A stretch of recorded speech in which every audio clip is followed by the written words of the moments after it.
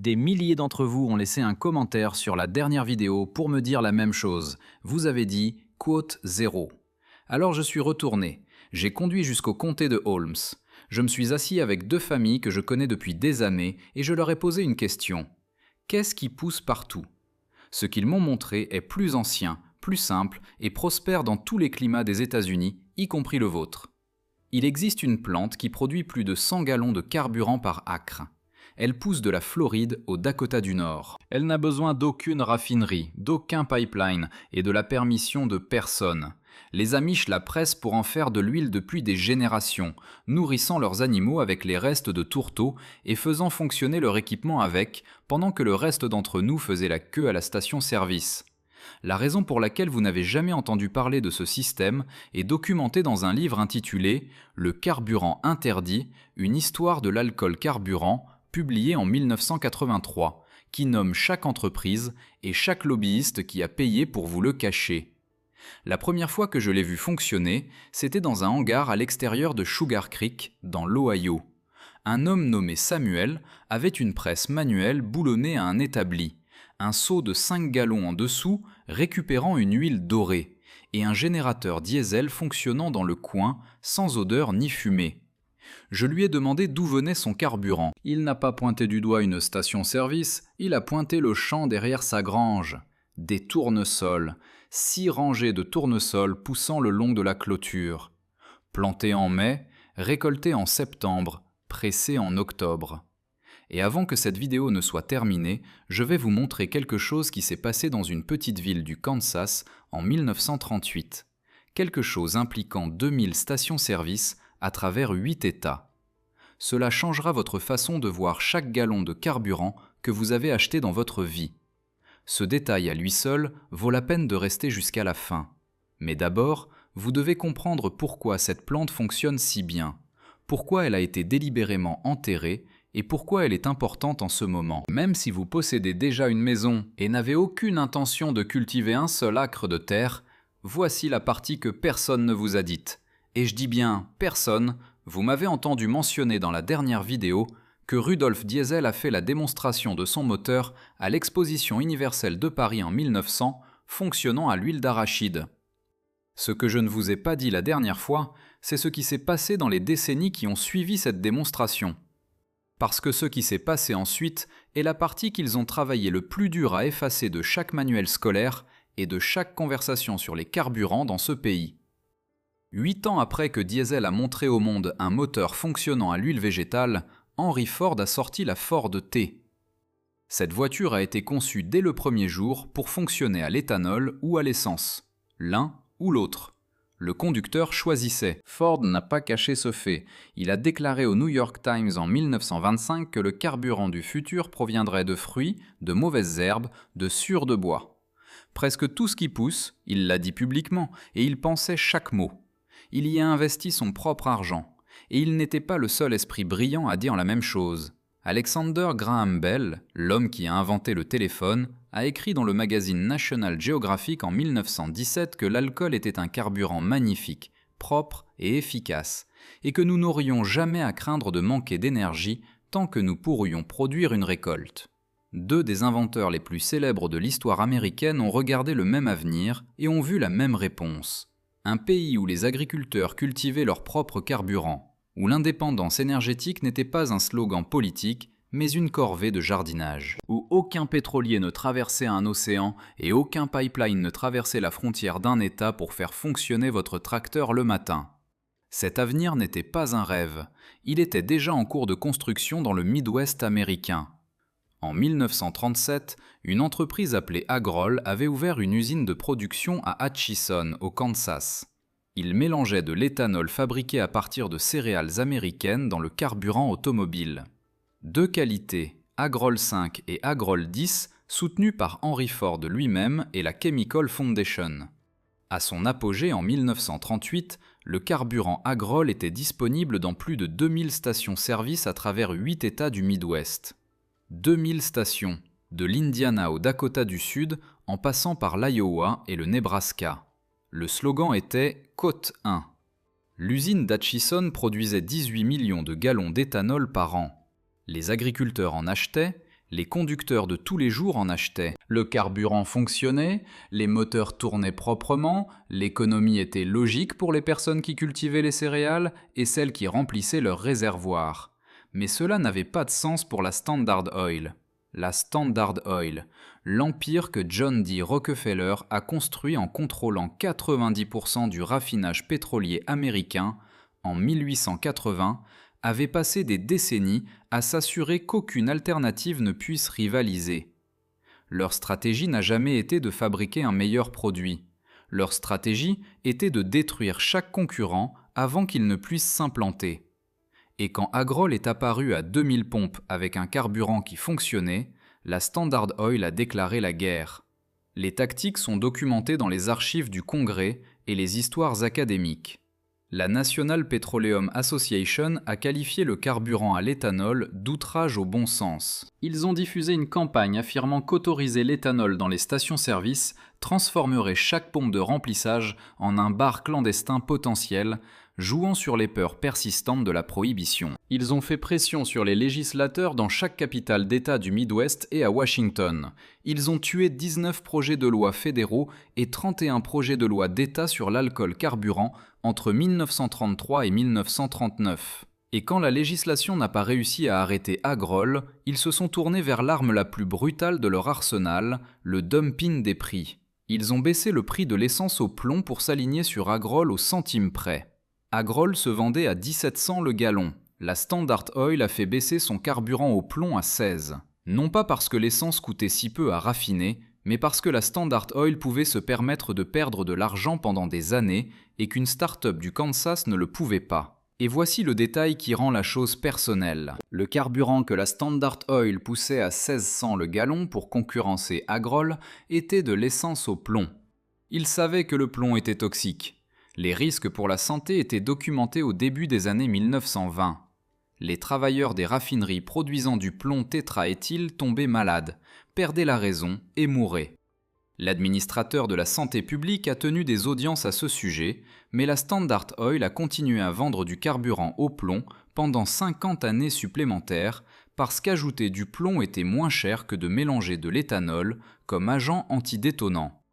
L'éthanol aurait fait le même travail sans empoisonner une seule personne. Mais l'éthanol venait des fermes. Le plomb venait des raffineries qu'ils possédaient déjà. Les directeurs de l'usine Agrol ont officiellement accusé l'industrie pétrolière de sabotage, de propagande et de guerre économique délibérée. En 1939, Agrol a fermé ses portes. Non pas parce que le carburant a échoué, non pas parce que les conducteurs l'ont rejeté, mais parce qu'ils ne pouvaient pas survivre à une guerre des prix contre la société la plus riche que le monde ait jamais vue. Pendant que cette société faisait simultanément pression sur chaque assemblée législative du Midwest pour bloquer le soutien à l'éthanol. Mais voici la partie qui devrait vous glacer le sang. 3 ans après avoir aidé à tuer Agrol, les États-Unis sont entrés dans une crise du caoutchouc pendant la Seconde Guerre mondiale. L'armée avait désespérément besoin de caoutchouc synthétique pour les pneus, les joints de moteur, les imperméables, les tuyaux, tout ce qui faisait tourner la machine de guerre. Et vers qui le gouvernement s'est-il tourné ? Ils ont rouvert exactement les mêmes usines d'éthanol qu'ils avaient aidé à détruire. Les mêmes chimistes qui avaient conçu l'installation Agrol à Atchison, y compris un homme nommé Leo Christensen, sont retournés au travail pour produire de l'éthanol, pour le carburant d'aviation et le caoutchouc synthétique Buna S. En 1944, les 3/4 de tout le caoutchouc synthétique produit en Amérique provenaient des usines d'éthanol de maïs du Midwest. Le même carburant que l'industrie pétrolière qualifiait d'outrage au bon sens était littéralement en train de gagner la guerre. Et quand la guerre s'est terminée en 1945, ils ont de nouveau fermé ces usines. Absolument toutes. L'infrastructure a été démantelée, les connaissances mises de côté, les agriculteurs renvoyés à acheter le carburant de quelqu'un d'autre. Ce n'est pas une théorie du complot, c'est une décision budgétaire prise par des hommes qui comprenaient exactement ce que le carburant agricole pouvait faire et qui ont décidé qu'il était plus rentable de s'assurer que vous ne le découvriez jamais. Maintenant, laissez-moi vous montrer la plante qui change tout. Et je dis bien tout. Le tournesol. Pas une décoration de jardin. Pas quelque chose que votre grand-mère cultivait pour faire joli le long de l'allée. Une culture de carburant industriel qui s'est cachée à la vue de tous dans les fermes américaines pendant plus d'un siècle. Voici les chiffres, et ils proviennent de recherches universitaires, pas d'un blog. Les graines de tournesol contiennent de 40 à 42% d'huile en pois. Les meilleures variétés dépassent les 45%. Comparez cela au soja qui se situe autour de 18 à 20%, plus du double de la teneur en huile en soie. Un acre de tournesol oléagineux dans de bonnes conditions produit entre 1300 et 2000 livres de graines. Pressez ces graines et vous obtenez entre 35 et 105 gallons d'huile brute à partir d'un seul acre, selon les conditions de croissance et l'efficacité de votre presse. Un agriculteur de l'ouest du Wisconsin a documenté le haut de cette fourchette. 2000 livres de graines par acre, 48% de teneur en huile, 76% de taux d'extraction. Cela équivaut à 105 gallons de carburant à partir d'un acre de tournesol. Ce n'est pas un modèle théorique, c'est un résultat sur le terrain d'un homme réel dans une ferme en activité. Et selon le programme de vulgarisation sur l'énergie agricole, les rendements en huile de tournesol sont systématiquement supérieurs à ceux du soja pour le biodiesel, produisant souvent le double ou le triple de carburant par acre. Le tournesol est une culture tolérante à la sécheresse avec un système racinaire profond. Il pousse dans une grande variété de conditions de sol. Il peut être planté à la fin du printemps et récolté au début de l'automne dans la plupart des régions. Il existe des hybrides qui mûrissent en moins de 90 jours. Maintenant, voici le lien avec les Amish que la plupart des gens manquent complètement. Le programme des petites fermes de l'université Cornell a publié un rapport détaillé sur la culture des oléagineux qui inclut une référence directe à la pratique Amish. Les Amish nourrissent leurs chevaux avec de la farine et de l'huile de tournesol. C'est ce qui leur donne ces pelages sains et brillants que vous remarquez lorsque vous traversez le comté de Lancaster ou le comté de Holmes. Les Amish connaissent cette plante, ils l'ont toujours connue. Ils pressent les graines, ils brûlent l'huile, ils donnent les restes de tourteau à leur bétail. Zéro déchet. L'huile va dans une direction, le tourteau riche en protéines va dans une autre. Rien n'est jeté, rien ne nécessite une usine ou une expédition depuis l'étranger. Un agriculteur nommé John Williamson à State Line Farm à North Bennington dans le Vermont cultive des oléagineux pour le biodiesel depuis 2004. Il cultive 40 acres de tournesol, de canola, de lin et de moutarde. Il a construit un réacteur dans ce qu'il appelle sa biogrange qui traite 400 gallons par lot. Il produit en moyenne 75 gallons de biodiesel par acre. Son tracteur fonctionne avec ce carburant. Il le cultive dans ses propres champs. Il n'achète pas de diesel. Il le cultive et les restes de tourteaux nourrissent ses animaux et enrichissent son sol. Cet homme le fait depuis plus de 20 ans dans le Vermont, l'un des États les plus froids du pays. Mais les tournesols ne sont pas la seule option. Et c'est là que l'histoire devient critique. Pour ceux d'entre vous dans le Grand Nord, le canola produit entre 75 et 240 gallons d'huile par acre, selon les conditions et la variété. C'est potentiellement 3 à 5 fois ce que produit le soja. Il pousse exceptionnellement bien dans les climats froids. Le Minnesota, le Wisconsin, le Michigan, la Pennsylvanie, New York, l'Ohio, ce sont des États à canola. La vulgarisation de l'Université d'État de Pennsylvanie a documenté le canola comme une culture de biodiesel de premier plan pour la Pennsylvanie. Ils ont cultivé 70 acres de canola sur les terres agricoles de l'université et ont fait fonctionner leur propre tracteur diesel avec du carburant à base de canola. Un boisseau de graines de canola donne un peu plus de 2 gallons de carburant. Voici l'avantage qui compte le plus si vous vivez là où les hivers sont réels. L'Université d'État de Pennsylvanie a confirmé que le biodiesel à base de canola a un point de trouble plus bas que le biodiesel fabriqué à partir de soja ou de graisses animales. Cela signifie qu'il reste liquide à des températures plus froides. Il ne se gélifie pas dans vos conduites de carburant lorsque le thermomètre descend en dessous de 0. Si vous vivez dans un état où janvier signifie des températures à un seul chiffre, le canola est votre culture. L'université l'a prouvé dans son propre équipement. Et puis il y a les graines de lin. Si vous avez regardé ma vidéo sur la préservation du bois, vous connaissez déjà cette plante. L'huile de lin bouillie. C'est du lin. Même plante, même huile, utilisation différente. Elle préserve vos poteaux de clôture, le bardage de votre grange, les planches de votre terrasse. Mais cette même huile fonctionne également dans un moteur diesel. Elle lubrifie également les machines agricoles, les roulements et les chaînes. Une plante, 3 emplois. Carburant, traitement du bois et lubrification mécanique. Les Amish l'ont compris bien avant qu'un agent de vulgarisation ne l'écrive. Les 3 cultures, le tournesol, le canola et le lin, poussent dans les zones de rusticité 3 à 8 ou plus larges. Cela couvre chaque État des 48 États contigus. Absolument tous. Sans exception.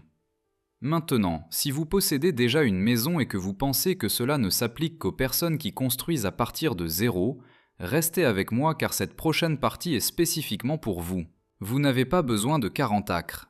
Vous n'en avez pas besoin de 20. Vous n'avez pas besoin d'une grange ou d'un tracteur ou d'une seule pièce d'équipement agricole que vous ne possédez pas déjà. Voici à quoi ressemble réellement le système pour une personne avec une maison et une cour construite avant 1980. Commencez par une presse à froid manuelle, de 60 à 100 $. Elle se boulonne à n'importe quel établi ou table. Vous introduisez des graines de tournesol séchées à une extrémité. Une huile dorée et claire s'écoule par le bas dans un bocal ou un seau. Le tourteau de graines solides est poussé de l'autre côté, et ce tourteau est une alimentation riche en protéines pour les poulets, les chèvres ou le compost de jardin. Le processus prend environ 30 minutes par lot. La presse n'a pas de moteur, pas d'électronique et aucune pièce qui s'use au cours d'une vie normale. Samuel m'en a montré une qu'il utilisait depuis 11 ans. Même presse, même établi, il n'a jamais remplacé une seule pièce. L'huile pressée à froid se conserve de 6 à 12 mois dans un récipient hermétique gardé à l'abri de la lumière directe du soleil. Vous pressez à l'automne, après la récolte, et vous avez du carburant et de l'huile de lampe jusqu'à l'été suivant. Pas de congélateur, pas de conservateur, juste un seau hermétique dans un coin frais de votre garage ou de votre sous-sol.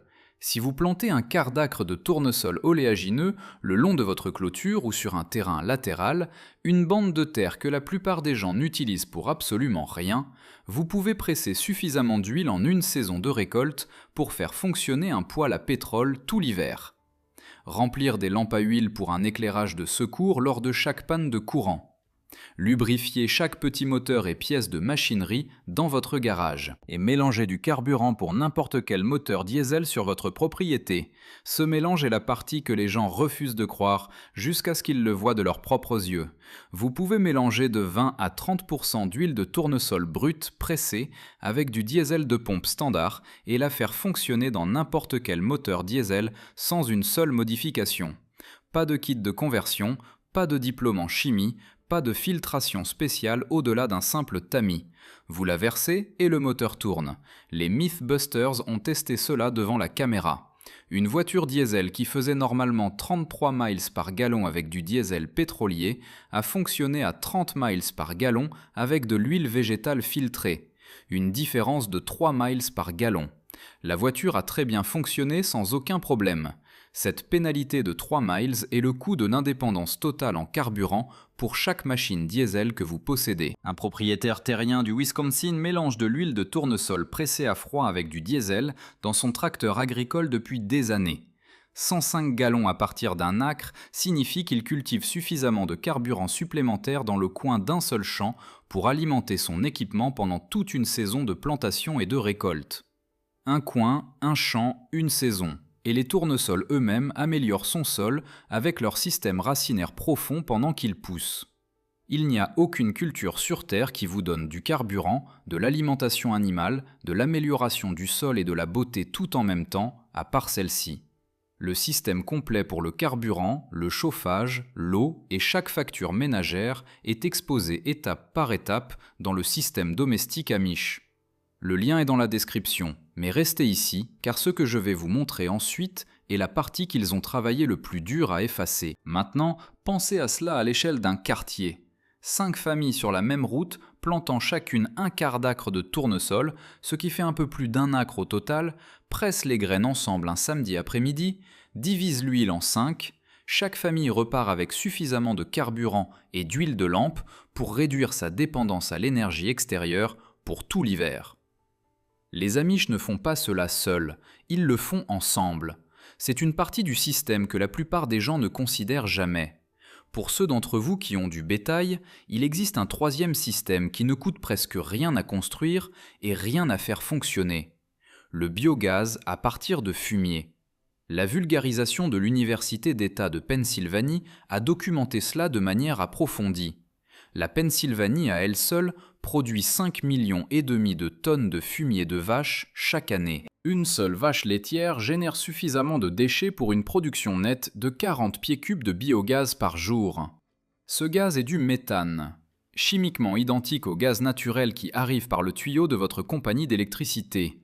Un simple digesteur anaérobie construit à partir d'un fût de 55 gallons produit entre 200 et 400 litres de gaz de cuisson par mois.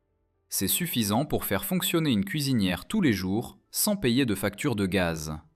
Aucune électricité requise, aucune pièce mobile. Vous y introduisez du fumier et de l'eau, du méthane en sort. Certaines communautés amish de Pennsylvanie ont déjà adopté des biodigesteurs à petite échelle qui convertissent les déchets organiques en biogaz pour le chauffage et la cuisson. La Pennsylvanie possède 4 des digesteurs à l'échelle de la ferme fonctionnant en continu depuis le plus longtemps dans tout le pays. Ils fonctionnent depuis des décennies parce que le système fonctionne et qu'il ne s'arrête jamais de fonctionner. Alors laissez-moi résumer cela pour vous. De l'huile de tournesol pour votre moteur diesel, votre chauffage, vos lampes et vos outils d'atelier. De l'huile de canola pour un carburant de climat froid qui survit à un hiver nordique sans se gélifier. De l'huile de lin pour la préservation du bois, la lubrification des machines et le carburant de secours d'urgence.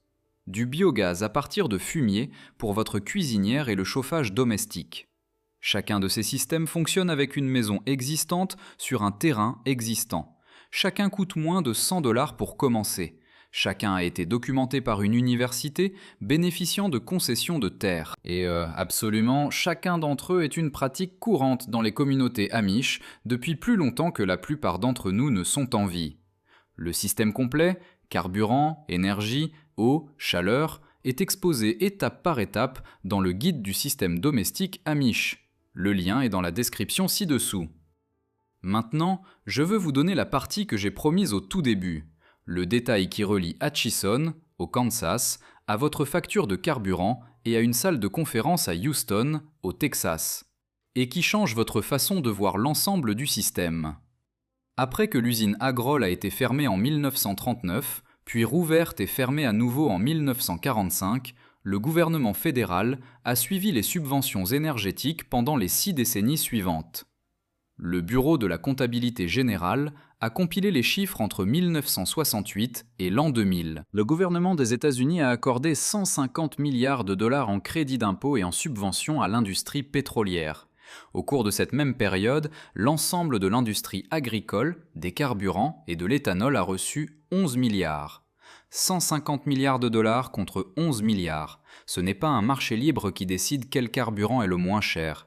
C'est un poids de 19 milliards de dollars sur la balance, payé avec l'argent de vos impôts, conçu pour faire passer le pétrole pour la seule option abordable pendant que chaque alternative mourait de faim.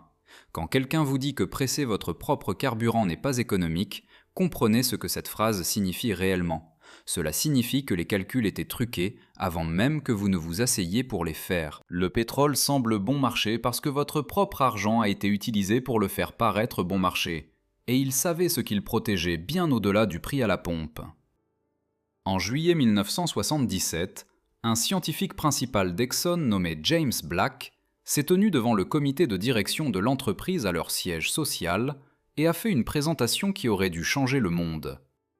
Il leur a dit, en utilisant leurs propres données, que le dioxyde de carbone provenant de la combustion des combustibles fossiles réchauffait la planète. Il a averti que le doublement du dioxyde de carbone atmosphérique augmenterait les températures mondiales de 2 à 3 degrés. Il a dit à ses dirigeants que l'humanité avait une fenêtre de 5 à 10 ans avant que des décisions difficiles concernant le changement de stratégie énergétique ne deviennent critiques. Un an plus tard, il a répété l'avertissement avec des modèles mis à jour. Les scientifiques internes d'Exxon ont confirmé ces projections en 1982 avec leurs propres modèles climatiques. Des modèles qui se sont avérés remarquablement précis des décennies plus tard. Exxon n'a pas développé d'alternative. Exxon a passé les 30 années suivantes à financer des organisations qui niaient publiquement la science que leurs propres chercheurs avaient confirmée.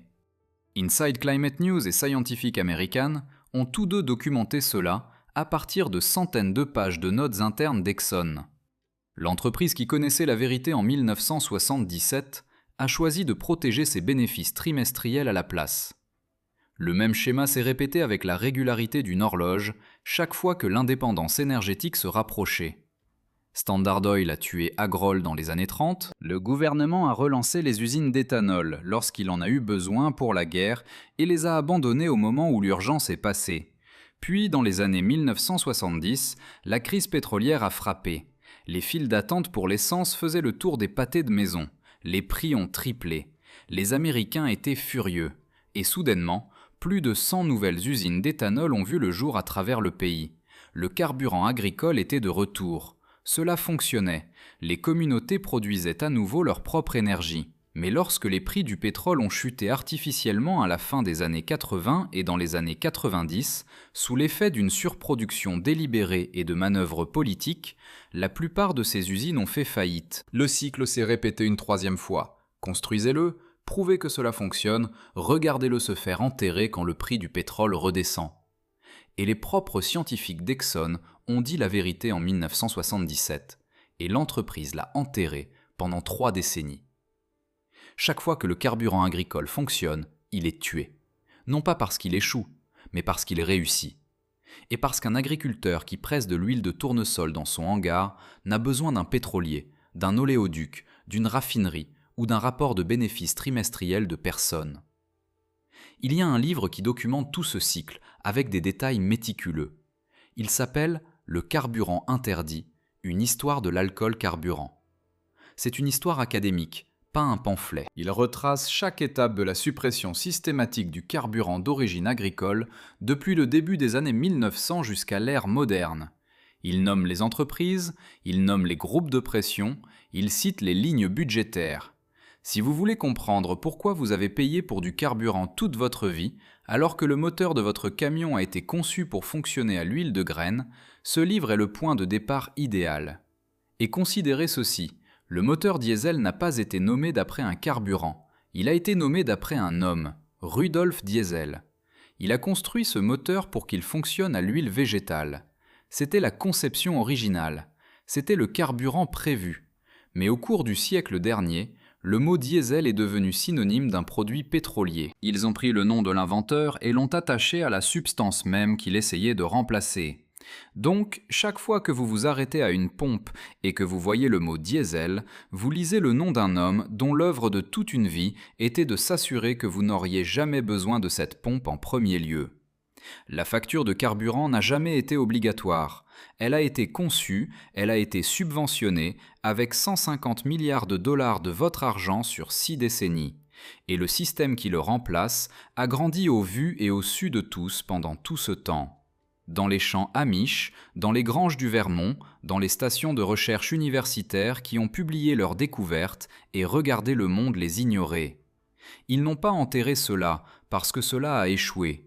Ils l'ont enterré parce que cela a fonctionné. Si cela vous a coupé le souffle, cliquez sur le bouton j'aime tout de suite parce que j'ai besoin de savoir combien d'entre vous sont arrivés jusqu'à ce point. Indiquez votre état dans les commentaires ci-dessous car dans la prochaine vidéo, je vais cartographier les chiffres de rendement exacts par état. Tournesol, colza et lin.